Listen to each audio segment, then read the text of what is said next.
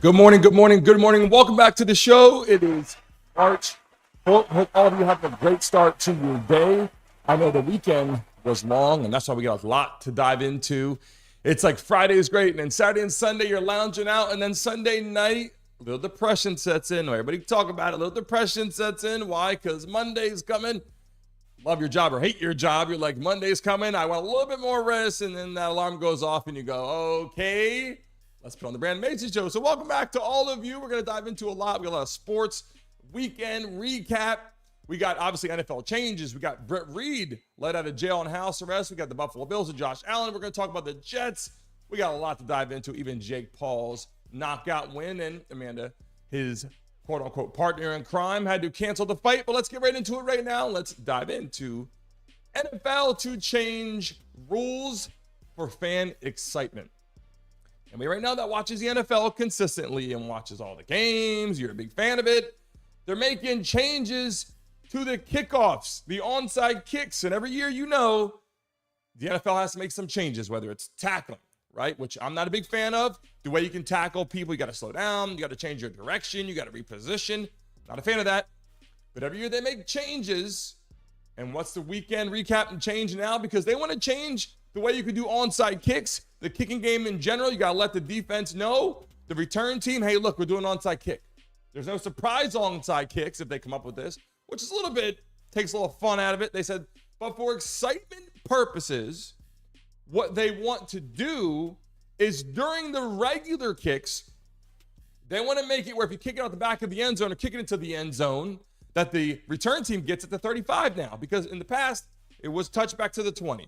Then they went to the 25. And now they're like, listen, let's make it more exciting. Opening game, we don't want to see all the kickoffs in the Super Bowl all kicking to the end zone. What's the point of being a returner? I got to tell you something. In the National Football League throughout the year, that's one of the best positions because you barely have to return the ball. You catch it, you stand there, flip it to the ref because it kicked it in the end zone. And for all you that are watching that don't know what I'm talking about right now, during the game, after scores or the opening kickoff or at halftime, they kick it. The kickers are so damn good, they kick it at the back of the end zone. It's kind of like a dead play. Nothing's happening. So what the NFL wants to do is change the rules and regulations to during the kickoff, if you kick it out the back of the end zone or kick it into the end zone, the return team gets it to 35. So the cool part about that is like, hey, now we're going to see some action because the kickoff team can now run down on the cover team and say, look, we're going to make it so you don't get to 35. So we're going to keep it in play a little bit. Kick it maybe to the 5, kick it to the 8, kick it to the 10, and make it more exciting for fans to watch. You know, I think that's interesting. I think a lot of people have been talking about that for years. Get some excitement out of it. Obviously, there's going to be more injuries, more returns and all that, but it will bring the NFL back to a certain caliber where you can see the opening excitement. Everybody goes, when they kick the ball off, you hear, and they kick it off, right? And people are like, out the back of the end zone. Okay, here comes your quarterback on the field for the start of it's like we missed a whole part of special teams there. So I kind of like the idea. And they're also looking at how before they kick it off, like, hey, how about the kicking team can't even start running until the return team catches the ball? That's an opportunity, right? Like we kick it off and we can't even start running down until the receiving team catches the ball or until it actually touches the ground. That's another opportunity. I think a lot of people now, if you're following football, you know what I'm talking about. This is interesting. This opens up special teams in a whole nother world because now you have to be, quote unquote, even better, right? More careful where you place the ball, where you kick the ball, and maybe open up some fan excitement, right? Let's move on to another question. Actually, we'll get to the question in a second, but let's talk about ESPN Chris Mortensen, dead at 72. This guy worked for ESPN. I believe he started ESPN 1991 or so, a long time. Dead at 72, they said due to lung cancer. Howard, pull the other picture up behind here. ESPN has lost a great guy, someone that people love. A guy that had a great voice for TV, a great voice for the NFL, and ESPN will forever miss this guy. He brought a lot to it. And Howard, can you switch it back to me, to the ESPN picture? To me, this is a guy that I like to watch, a lot to learn from. Really good charisma, a guy that gave a lot to ESPN. Just want to say, obviously he passed away. But this is someone who a lot of young journalists, including myself, people that are building networks and stuff, can look up to and say, loved what he did for the game, You can actually learn from him. I think a lot of viewers learned from him. He brought some interesting news. Whether he can talk about it or ESPN gave him the opportunity to talk about it, I think he brought a lot to the world to understand. He had a great learning curve and a great perspective. But yeah, ESPN's Chris Mortensen, dead at 72. This just happened. Another weekend recap. I'm bringing it to you now on Mondays. Will be the weekend recap every Monday morning to bring you up to speed on a lot of changes and things that has happened. But sad news, but he's passed away. Now, let's talk about Britt Reid to finish his sentence on house arrest. Now, I just brought this up. I just talked about this last week. I said, look, Andy Reid is still winning Super Bowls, and his son has been in jail since 2022. And you forget because he goes to prison, and people are like, oh, this is so hard. A month goes by, and we forget as viewers, right? People, fans, forget that he's actually in jail, right? And here's the thing. Britt Reid, to finish his sentence on house arrest, the governor commutes sentence of the Chiefs coach son. Instead of saying Britt Reid, they say Chiefs coach son because Andy Reid, obviously, really important, somebody spectacular to watch. But here's the thing, right? And I got the reaction clips here, and I'm going to pull it up so I can read it to you, and you can see it on the screen. But if you want to sit back and relax and listen to it, I can kind of give you an idea. So basically, what I'm reading here and what I see, and I can blow it up because my eyes are probably not as good as yours. Missouri Governor Mike Parsons has commuted the sentence of Britt Reid, former Chiefs coach and son of Andy Reid. Reid had completed his alcohol abuse treatment program, obviously in the prison sentence, and has served more prison time than most individuals convicted of similar offense. So does that mean they made an example out of him? Probably. And then it says Parsons spokesperson Jonathan Shiflett said this and brought this to attention. Now, Reid's house arrest will continue until October 31st, 2025. Now listen, I'm no mathematician, said this before, but that's a long time, right? And rightfully so. He is obviously in prison, or was in prison, now he's getting out, because of injuring and hitting and a DUI and injuring a young 5-year-old girl, and it put her whole life through misery, and she had quote unquote brain damage, and they had there was an undisclosed amount of money that Britt Reid, Andy Reid, if you want to call it family, has provided to the young woman's family. Now, why is this significant? Because even though obviously they provided the funds from the family to the young family, the 5-year-old girl and whatever, and helped out with medical bills and all that, it was an undisclosed amount of money to help out. Now, he served a lot of time. He wasn't in there for, a week or a month or, 1 year and then let out. A lot of people say he deserves more time. If you have a family that has been injured or impacted by that, right? Like you had someone who was driving under the influence and has killed someone in your family or has severely injured someone in your family, you might say he deserves 100 years or a life sentence. And I get that. I'm not saying that because that's all true and relative in conversation. I don't think anybody will forget that. But the reason why this is significant is I just brought this up last week. And I said, he is still there. And Andy Reid is still winning Super Bowls with that all on his back. Like after we have that, I have to go visit my son in prison. And I think that it's hats off to Andy Reid. And him going in there now, Britt Reid finishing the alcoholic program and all that, undisclosed amount of money given to the family and going through all the steps you got to take. House arrest all the way until October 2025. Look, I got to tell you, I got a pretty big house.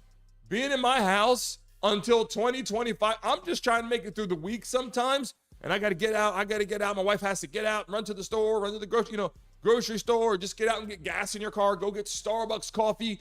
I'm just saying, obviously, this has to happen. And I think to that family, it's probably like, this isn't enough or whatever you want to say.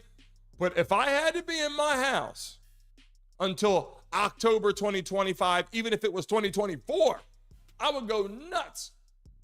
All the way till October 2024. He's going to be in his house on house arrest until October 31st, 2025. Now, what I would do is I would start looking on realtor.com or looking on Zillow or somewhere, look for a property that I can start enjoying my house, because you got a long time to be sitting around. I'm just saying, that's a long time to be in your house on house arrest. Obviously, it has to happen. Not saying that it's not deserved in the circumstances, but I'm just saying he's on house arrest. Want to bring that to your attention. But let's move on to the Jets in an awkward position with Zach Wilson. Now, we talk about Aaron Rodgers on the program a lot, but Zach Wilson now is in a very, very awkward type of position because the Jets still owe him upwards of $4 or $5 million for this upcoming season. Of course, they want to trade him. They want to get him somewhere. And the problem is no one really is calling his name yet, right? No one's reaching out saying, we want Zach Wilson. We'll take Zach Wilson as our quarterback. We'll take him as our backup quarterback. So here's the thing.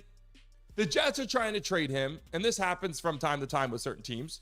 But the problem is, if they don't trade him now and he's just walking around the locker room like a Debbie Downer, it's like, okay, you guys don't really want me here. Where am I going to go? They still got to pay him $4 to $5 million. It's a salty wound. They put him in, they bench him. They put him in, they benched him.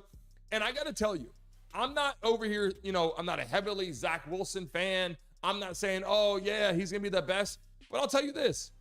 I don't think Zach Wilson played all that bad. And a lot of critics will say, oh, he was terrible and the Jets suck. And yeah, they didn't play that well all season. They had a roller coaster ride. But Zach Wilson wasn't absolutely horrible. I mean, he showed some great times and great points during the season where it was like, you know what? He's not bad. And a lot of the people that were watching the season, they were kind of like, whoa, Zach Wilson is explosive. He is good. He can run. He can throw. And then all of a sudden he has a bad game, right? And people are like, oh, yeah, he's got to go. We're not a fan of Zach Wilson anymore. He just isn't that good. We don't like him. We want somebody else. And they just keep moving and surfacing different things. I think they really need to find Zach Wilson a home. I think there are teams out there as a backup quarterback, certainly. There's somebody out there for Zach Wilson could join forces somewhere. But I'm just saying, more importantly, the Jets are in a very awkward position. Aaron Rodgers comes in. He's like a coach on the field. Not sure what's going to happen. They're talking to Ryan Tannehill. They want to bring Ryan Tannehill in. And here is Zach Wilson sitting there on the roster, walk around the locker room like, I'm going to get my money regardless, right? Like I'm getting $4 to $5 million whether you put me in a game or not, right? Whether you put me in a game or not, I'm making $4 to $5 million. So Zach Wilson, that's awesome for you. You get paid this money. I don't know if there are any Jet fans in here. If you're in it for the first time, put who you love. I know, Tracy, you love the Eagles. Candy, I believe it's the Cowboys. Whoever you love in the chat, put your favorite team. Will the Jets be good this year, right? For everybody watching for the first time, hit the like button and subscribe. We have a lot of guests coming on the show. Last week, if you watched, we had a fighter on the show. And this week, we have UFC fighters. We have NFL players. We got a few basketball players coming on. We're talking college basketball as well. But I'm just saying, to end in a nutshell, the situation with Zach Wilson is this. It's very awkward. I don't think Zach Wilson kind of knows what's going on, right? His agent's probably like, we got to find somewhere for you to go, man. Like, you're in New York. You're in one of the media capitals of the world, New York City, and you're not getting a lot of good publicity right now. Like, you're not getting a lot of love and support from your fan base. It's time to find that team where maybe he can rebuild. Maybe he can rebuild. Let's move on to another topic here. Is it a must-win season for the Buffalo Bills? Right? Is it a must-win season? Josh Allen, 27 years old, right? You got Stephon Diggs, I believe he's 30 years old. The Buffalo Bills, they have a good team. They got a good running game. They got great players. They had a love and respect with Damar Hamlin bouncing back after being unconscious, brought some love and some generosity and some blessings to the Buffalo Bills this past season. And also great coaching. But is this a must-win season for the Buffalo Bills? Josh Allen, he's there for a long time, right? He's there till, 2026, 2027. So he's got some years there. But here's the problem. You get into a situation where you got good talent around you, you got good players around you. It's time to win a Super Bowl, right? Yeah, playoff games is okay. But it's time to win a Super Bowl. And Stephon Diggs, right-hand man, we went down this road, saw this picture before. Something just wasn't right with Josh Allen and Diggs. Or Diggs wasn't happy in Buffalo. He had some family issues. But there was something that wasn't good. They brought it back to life. And then it comes back again. It surfaces again. Does Diggs want out? Does Diggs want to leave? Does Stephon Diggs want to test water somewhere else? And it's like, hey, this could be a must-win season. And why am I saying that? The truth is, because even though Josh Allen's there, he's 27, he's there for a few more years. How many years do you get that player, that player at your receiver position around you that you love? How many times do you get that running game flying? How many times is your defense playing strong? How many times are you gelling as an operation with your coaches, and the fans love you and they're shoveling your damn stadium, literally shoveling your stadium for a playoff game? That's a fan base. People love, the Eagles fans are tough. The Cowboys fans are diehard. When you look at the Buffalo Bills, I'm just saying, these are some of the best fans in the world. I mean, they are there shoveling your stadium for $20 an hour. You throw that out there for $20 an hour to get ready for that playoff game. And I'm just saying, I like Josh Allen. I like Stephon Diggs. I like the operation. I love the old school uniforms. I think the Buffalo Bills have a great talent, a great system. But this could potentially be a must-win season, even for Josh Allen, because then it becomes, 2024, 2025. Hey, I've been here for a while. I'm making a lot of money. What are we missing here? Josh Allen's putting the team on his back, running like Superman, running for first downs, running for touchdowns, completing passes. It's like, this is our guy, but can we get enough around him to win a Super Bowl?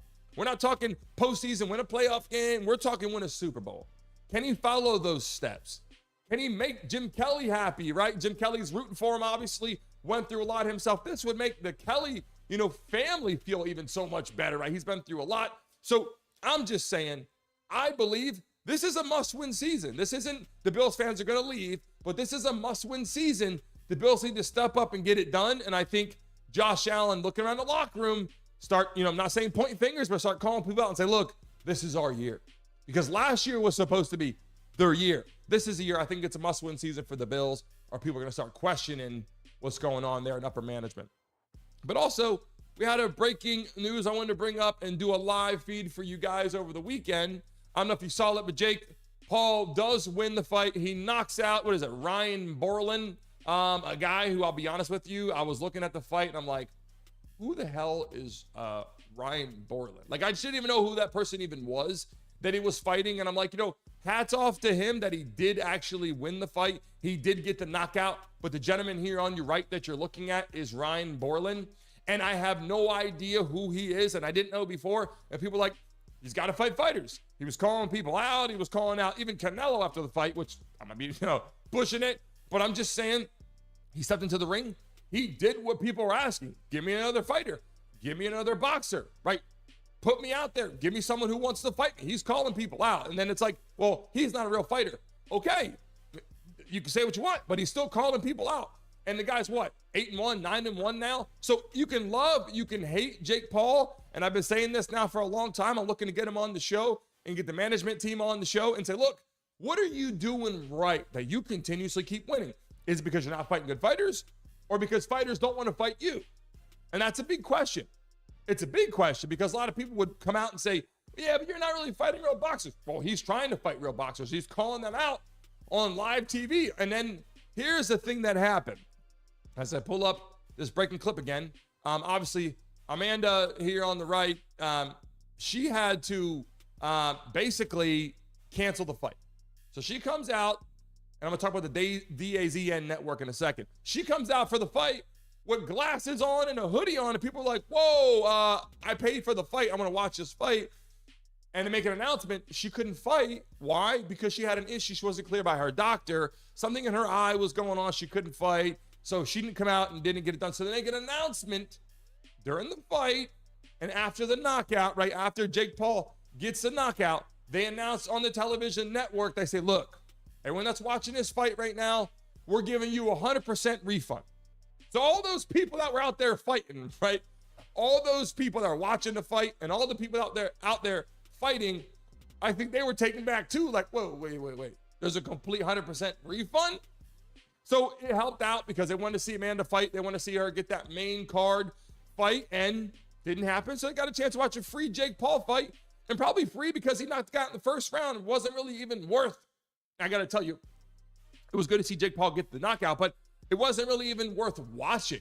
Ryan Borland, I think he has a good amount of wins back in the day in boxing. I think he fought well. I believe it was like 17-3 or 17 and something. So he was also a Golden Gloves fighter, right? So Jake Paul is fighting people with a track record. It's not that this guy's the best, Ryan Borland, but he has a track record. So I'm just saying, when I watch the whole situation, I watch Jake Paul and I watch other people that are saying, oh, he sucks and he shouldn't actually be out there, or, he's not fighting real people. All I'm saying is I'm not 100% always in favor of how great he is of a boxer. I'm not saying that. All I'm saying is you got a guy that's given up everything that he's done to be a fighter.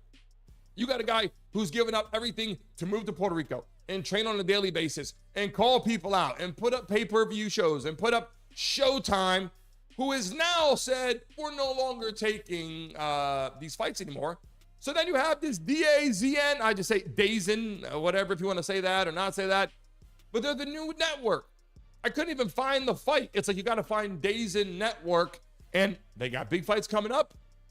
So I guess it's the future of fighting sports and boxing, I guess, for lack of better terminology.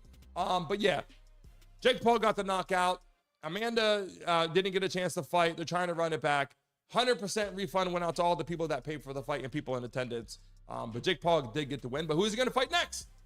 That's the question. He's calling everybody who's going to step and fight him. And I watched Ryan Garcia, who has a big fight coming up. I'm trying to get him on the show. He's also saying, look, I'm ready to fight Jake Paul. He's counting his eggs before they hatch. He's over there talking about Jake Paul, and he's got a big time fight coming up, I believe, in April, where he better be focused or he's going to get his head knocked off, literally. So I'm just saying, Jake Paul is doing his thing.